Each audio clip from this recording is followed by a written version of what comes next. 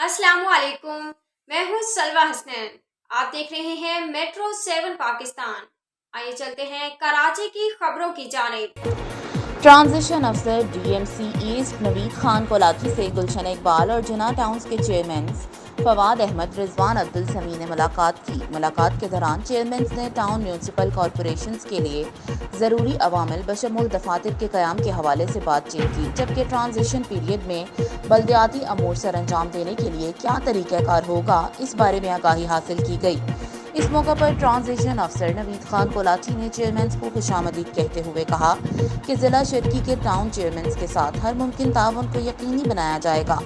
Transition period के दौरान जो जिम्मेदारियां इन्हें तफवीज़ की गई हैं, इसे निभाने के लिए सरगर्दा हैं, जिसमें मुंतखब चेयरमैन की मुशावरत को भी मद्देनज़र रखा जाएगा। ट्रांजिशन पीरियड में तेज़ी से मुलाजमीन और असासाजात की मुंतकिली के लिए काम सर अंजाम दे रहे हैं और किसी भी इमरजेंसी की सूरत में फ़राइज़ की सर अंजाम दही के लिए हर मुमकिन किरदार अदा किया जाएगा।